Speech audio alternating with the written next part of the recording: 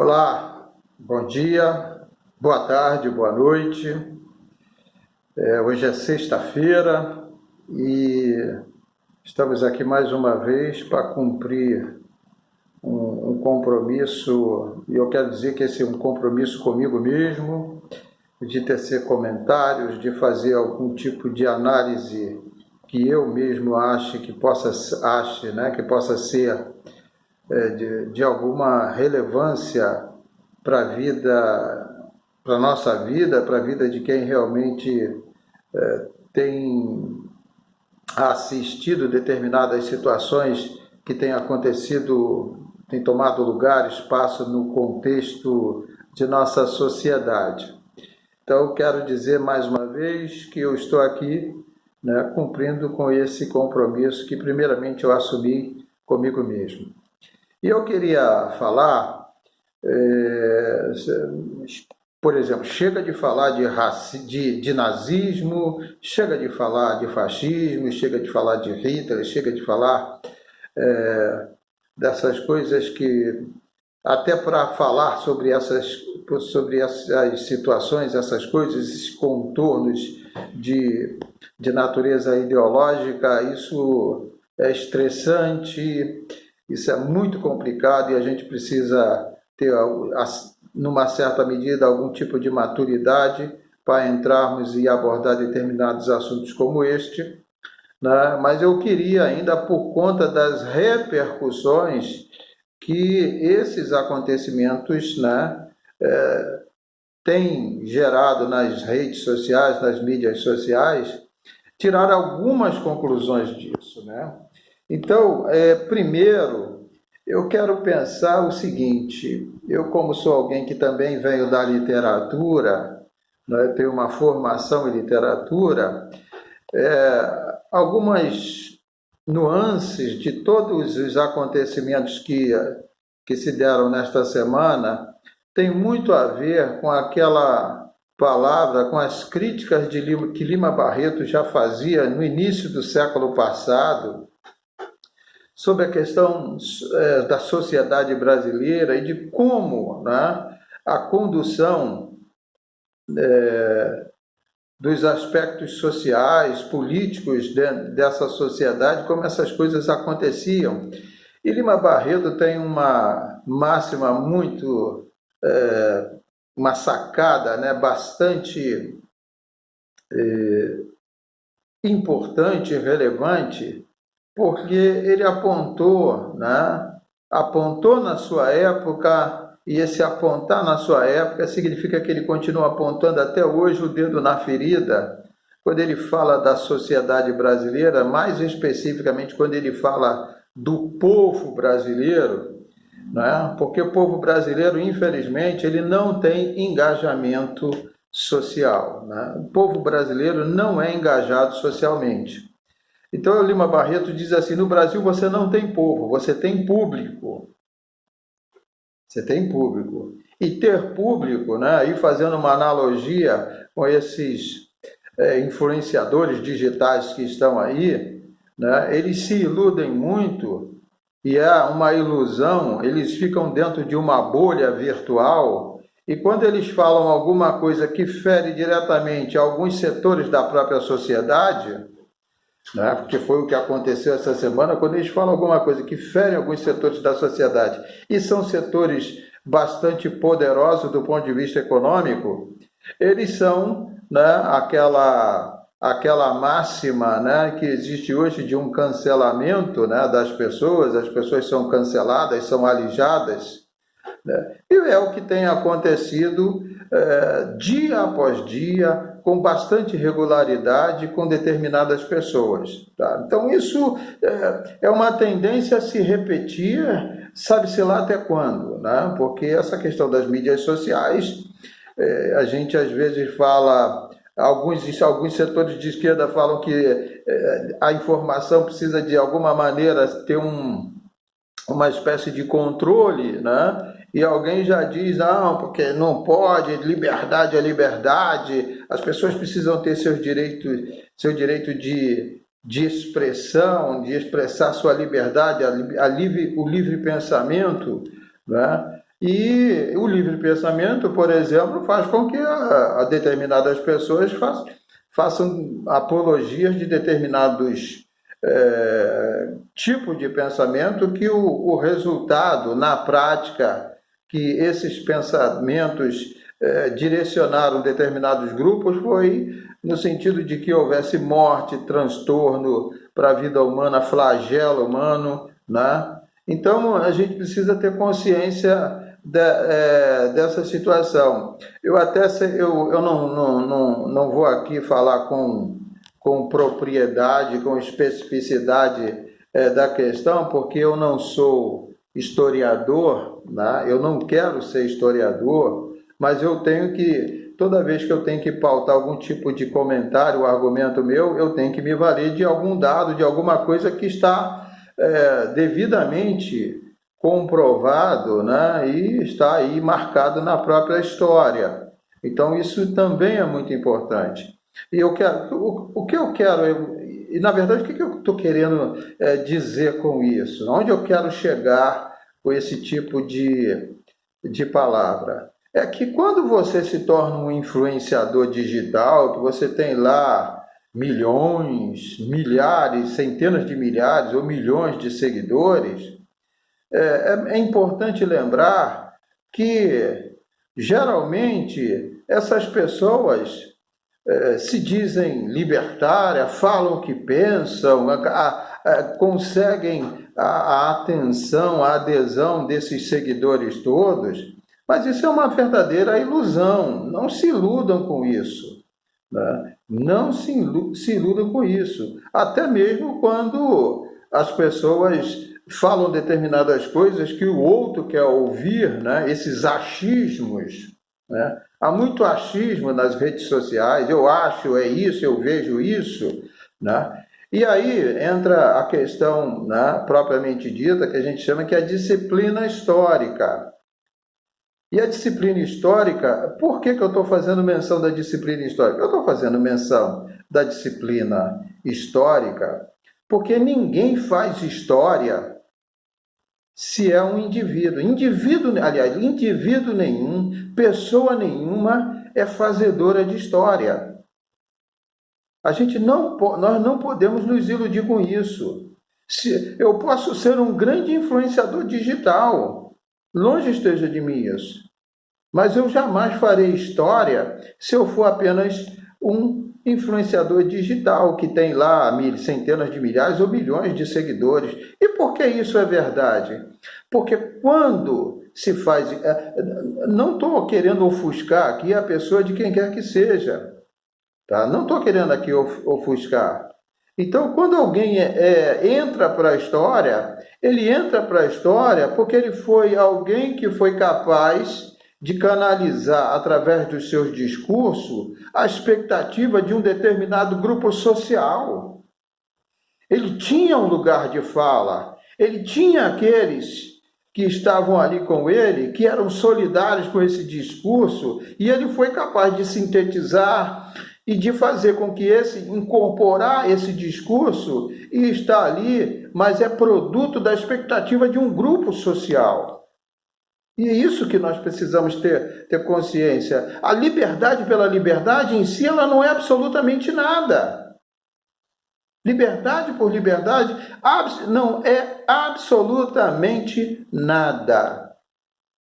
E eu vou entrar nisso ainda, não sei se ainda hoje, pegando o gancho disso que eu estou falando, para falar também do que é a natureza da fé cristã, que não é uma expectativa de vida para este tempo. Eu vou falar sobre isso também, mas eu queria chamar a atenção, do ponto de vista mais geral, sobre essa questão. As pessoas estão verdadeiramente iludidas, achando que podem seguir A, B ou C, né? E desses influenciadores, essas pessoas que estão aí em evidência na mídia social, né? Mas, ao mesmo tempo, quando acontece uma situação como esta, em que alguém escorrega ali na maionese, né? Desliza, comete algum tipo de erro, esses erros são imperdoáveis. e as pessoas tendem ao seu cancelamento e daí a pouco aparece outra para substituir, para cumprir a mesma função, mas a expectativa, eles estão ali em nome da expectativa de quem? De que grupo social? Qual é o lugar de fala dessas pessoas? Não existe esse lugar de fala dessas pessoas. É um mero achismo. Então o cara não precisa nem falar bem, o cara não precisa ser bem articulado, porque se ele tem, né, um certo carisma de atrair as pessoas por algum motivo, as pessoas vão aderir, vão segui-lo, né? Mas ao mesmo tempo que as pessoas o seguem, em algum momento essas pessoas podem se estressarem com ele e deixá-lo para lá, vou seguir outro. É mais ou menos, eu vou entrar aqui, eu vou falar sobre essa questão bíblica, é mais ou menos o que poderia, né, se a gente pudesse fazer um paralelo disso que eu estou falando com a nossa, com a relação que eu, no meu caso como religioso, eu tenho com a Escritura Sagrada, com a Bíblia, é mais ou menos aquilo que Jesus falava aos seus discípulos, e há uma passagem no Evangelho de Mateus que diz que ele está num monte, ele olha as pessoas transitando de um lado para o outro, ele vendo a multidão, o texto fala sobre isso, ele teve grande compaixão daquelas pessoas porque elas eram como ovelhas que não têm pastor. Está mandando ao léu. Então as pessoas boa parte das pessoas que aderem, se é que realmente, porque a gente, em termos de realidade virtual, em termos de cálculo de seguidores, eu não domino absolutamente nada sobre isso. E como eu disse, eu não quero nem dominar, não quero que ninguém me siga porque eu sou bonito, porque eu sou inteligente, né? Isso é só uma brincadeira, mas eu quero que as pessoas, principalmente, ouçam. Por isso que eu não estou nem preocupado com o fundo, né? O que está aqui atrás. Eu tenho aqui só um computador, não estou com nenhuma dificuldade em fazer este vídeo, né? Ou até mesmo aquela coisa cômica que aconteceu agora, há pouco tempo aí na internet, que um desembargador estava numa live e aí de repente o quadro com aquela biblioteca imensa e bonita, né? O quadro caiu, ou seja, a biblioteca do cidadão era apenas uma fake, né?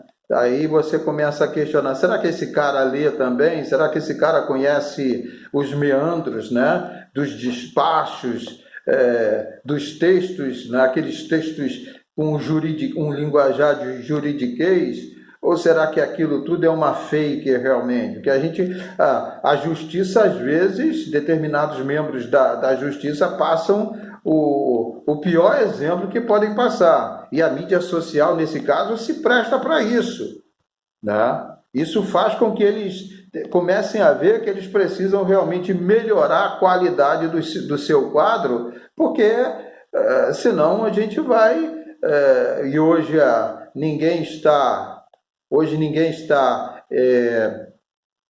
imune a uma câmera, né? E ninguém está efetivamente sozinho, tem sempre alguém com uma câmera, é sempre aquela percepção de que tem sempre um olhar sobre nós, de que alguém está nos observando, né? Então as pessoas precisam realmente tomar muito cuidado com esse tipo de situação e principalmente elas precisam prezar mais pela honestidade, pela sinceridade, pela transparência, pelo linguajar que seja realmente um linguajar que venha, né, que brote do seu coração, do seu pensamento, das suas reflexões, e que não seja nada que nos dê a entender que seja alguma coisa de reprodutiva. Você está reproduzindo um discurso, alguma coisa de alguém que não efetivamente representa aquilo que você pensa, aquilo que você realmente acha sobre tudo. Então a gente precisa tomar cuidado disso, e como eu falei, a gente precisa ter consciência de que fazer história não é alguma coisa que está na capacidade, está no âmbito ou seja, não está no âmbito da capacidade do indivíduo. Fazer história é estar, sim, afinado, é representar, é sintetizar os pensamentos e as expectativas de um determinado grupo social. Quem faz história são os grupos sociais. Quem faz história são os grupos sociais, tá? Então, essa é uma percepção ainda, né? Eu já vou parar por aqui. Essa é uma percepção minha enquanto pastor, mas como eu disse em outros vídeos passados, essa é uma percepção minha enquanto pastor, mas desde uma perspectiva da igreja, né? Dentro dos muros da igreja, que eu estou dando uma olhada para fora, eu estou observando tudo que acontece lá fora, e vou, em termos de reafirmar a fé e a minha expectativa enquanto cristão e a minha fé cristã, eu vou aqui reproduzir aquilo que Paulo fala para os crentes, né, de Gálatas, da Galácia, quando ele conseguiu detectar a instabilidade da fé dos Gálatas, e Paulo faz uma analogia entre Agar e Sara, né, e o filho de Agar e o filho de Sara, e essa analogia de Paulo fala simplesmente, pelo menos no meu entender, na minha visão bíblica, ela sintetiza aquele sentimento, né, quando ele faz a pergunta para aqueles crentes de Gálatas: vocês querem ser filhos da escrava? Vocês querem ser filhos da escrava, da mulher que foi despedida e foi embora com o seu filho, foi criar a sua história, foi criar o seu povo, ou vocês querem ser filhos da promessa? O que é filho da promessa? É escolher dentre essa relação que nós temos com o mundo. Eu não vou entrar aqui na questão da injustiça, se Abraão cometeu ou não injustiça despedindo a mulher, isso é outra história. Tá? Isso é uma outra camada do pensamento, da reflexão, que não pode também deixar, a gente não pode deixar de lado, mas o que eu quero pegar aqui é a abordagem que Paulo faz desse acontecimento e diz assim: vocês querem ser chamados de filhos da escrava ou de filhos da promessa? Vocês querem continuar dentro dessa relação da história, da relação dos homens, ou vocês preferem entender que há uma relação dos homens, mas há também uma promessa em que efetivamente ser cristão significa não fazer parte da história? O próprio senso de igreja, o próprio sentido do termo igreja, ekikalel, a composição desse termo eclesia, que é ekikalel, é você chamado para fora. Ou seja, eu sei de todos esses acontecimentos, de todas essas situações que se dão no embate do relacionamento humano, mas eu não estou dentro, eu não me considero mais parte desse grupo, embora esteja inserido nele, embora esteja vendo ele, porque a promessa que a mim foi feita é de que há uma outra coisa melhor para mim, e essa coisa melhor eu por uma questão até de uma ação da graça divina que acontece com todos, eu percebi essa ação e graça divina operando em mim, eu optei por ser chamado de filho da promessa. Tá? Não é uma coisa, é uma leitura bastante superficial, mas que eu quero ilustrar, o que eu estou querendo ilustrar, essa questão da história, né? A questão da história, e de que as pessoas acham que fazem e acontecem porque são influenciadores. Hoje você pode ser um influenciador, mas amanhã, dependendo do seu comportamento ou dependendo das suas falas, você vai ser efetivamente cancelado, porque você é um indivíduo, você fala dos seus achismos, você não fala representando um grupo social, Quem fala representando um grupo social, quem fala repercutindo, reproduzindo as expectativas de um grupo social, esse está miscuído dentro de um contexto histórico. Isto é fazer história. E indivíduo nenhum, como eu disse, é capaz de produzir história.